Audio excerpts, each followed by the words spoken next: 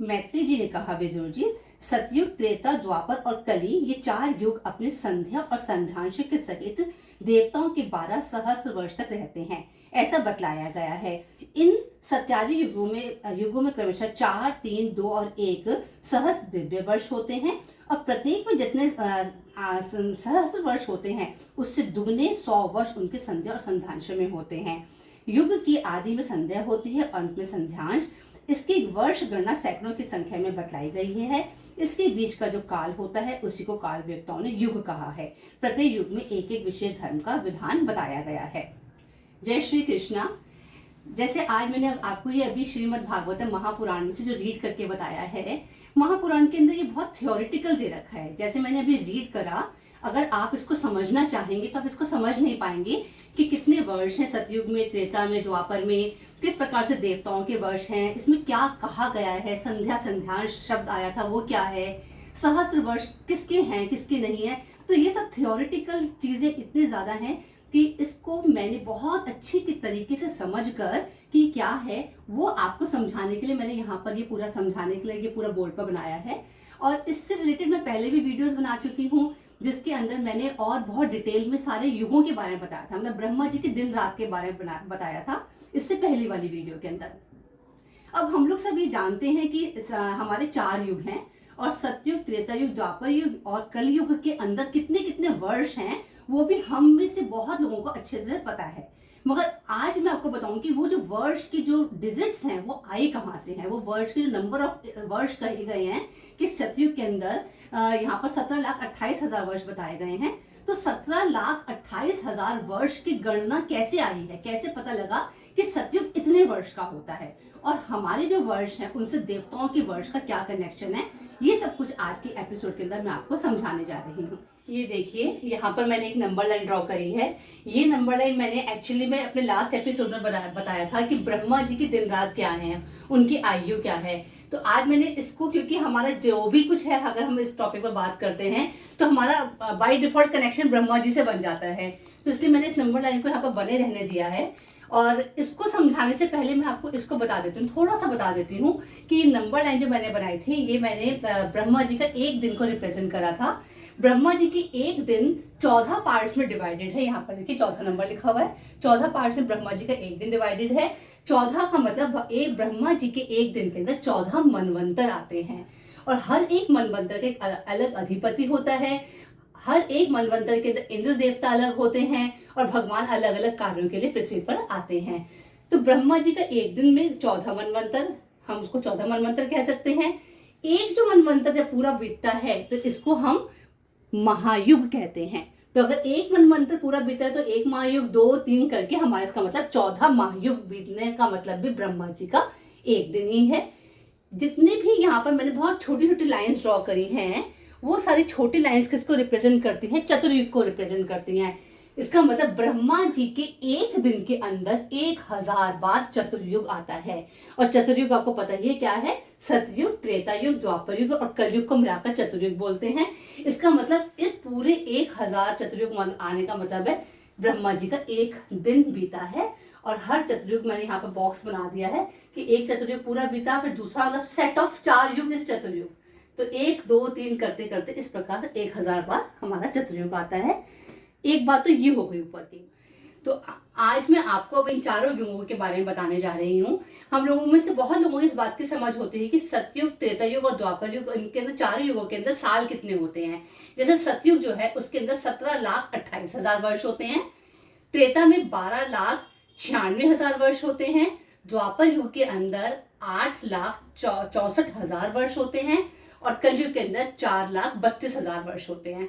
तो ये जो सारे वर्ष हैं, ये तो हम जानते हैं कि हमारे युगों के इतने वर्ष होते हैं। और अगर हम सबको, हम चारों युगों का जब टोटल कर लेते हैं, सम निकालते हैं, तो वो कितना बन जाता है, 43,20,000 वर्ष।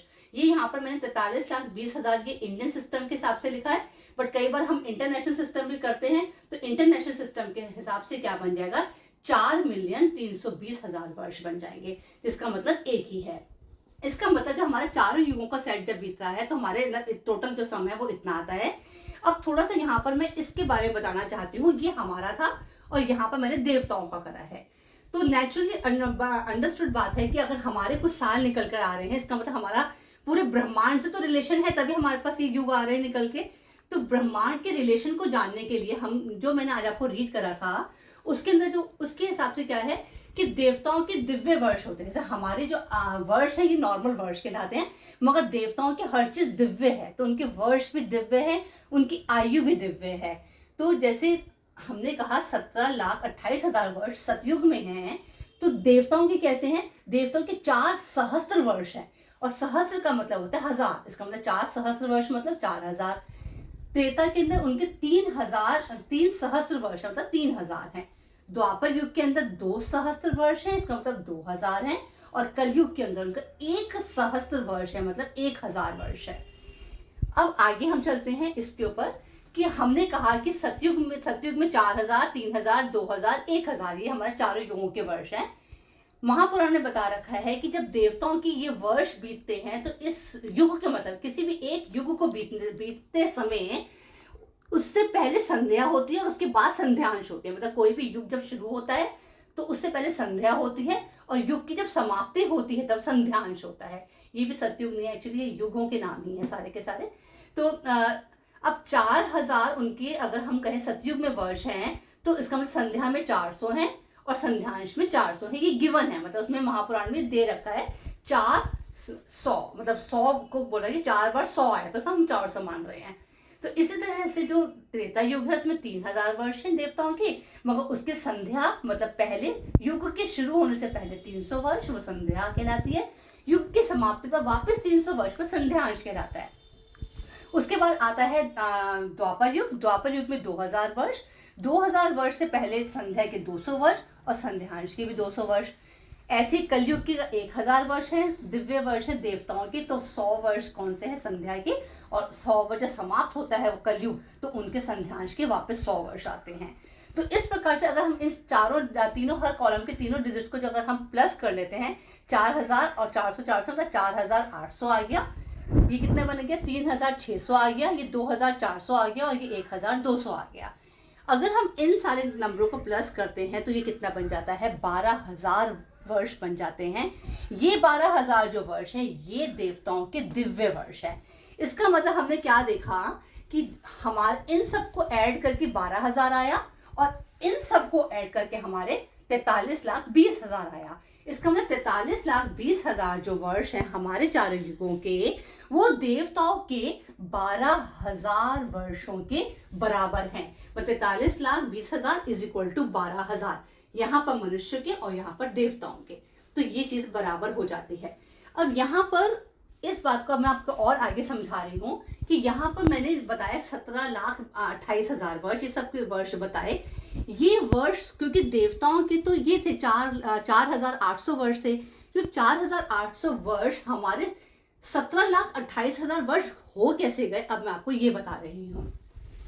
यहाँ पर देखिए, मनुष्य का एक वर्ष 365 दिन का होता है, हम जानते हैं, मगर हमारे जब एक वर्ष है वो देवताओं का एक दिन होता है। मतलब हमारे एक साल जब बीतता है तो देवताओं का एक दिन बीत रहा होता है। ऐसे ही देवताओं की एक वर्ष में 360 दिन होते हैं। मतलब जब देवताओं का एक वर्ष बीत रहा होता है, इसका मतलब उनके 360 दिन बीते हैं देवताओं के। और मनुष्यों के 360 वर्ष देवताओं का एक वर्ष होता है। इसका मतलब क्या है कि मनुष्य के हमारे एक वर्ष में 365 दिन होते हैं। इसका मतलब जब पृथ्वी 365 दिन का जो अपने साल साल साल करके गुजारती है और 360 वर्ष इसी तरीके से पृथ्वी अपने चक्कर काट के निकालती है, तब जब हमारे 360 वर्ष निकलते हैं तब देवताओं का एक वर्ष बीतता है। तो अब हम यहाँ पर ये करना चाह रहे थे, क्योंकि हमको देवताओं के वर्ष पता थे, 4,800 वर्ष हमको पता है।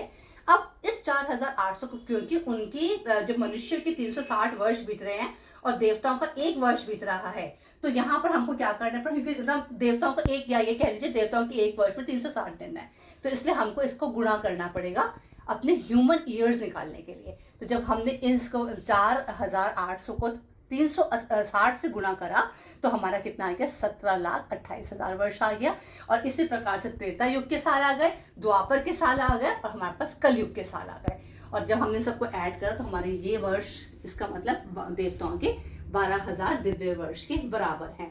तो आज आपने इस बात को बहुत अच्छे से समझ लिया होगा कि हमारे युग किस प्रकार से काम करते हैं, और हमारी पृथ्वी पर जब कुछ घटित हो रहा होता है, जब वर्ष गुजर रहे होते हैं, तो देवताओं के वर्ष किस प्रकार से गुजर रहे होते हैं। और थोड़ा सा आज मैंने ब्रह्मा जी के बारे में भी आपको बताया है। ब्रह्मा जी की से रिलेटेड जो एपिसोड, मेरा लास्ट एपिसोड था, वो आप जरूर जाकर देखिएगा, जिसके अंदर बहुत ही अच्छे से कैलकुलेशन करके मैंने आपको बहुत और डिटेल में इसका समझा रखा है। उम्मीद करती हूँ आज का एपिसोड आपको अच्छा लगा होगा। अपने नेक्स्ट एपिसोड में दोबारा आपसे मिलती हूँ, तब तक के लिए हरे कृष्णा।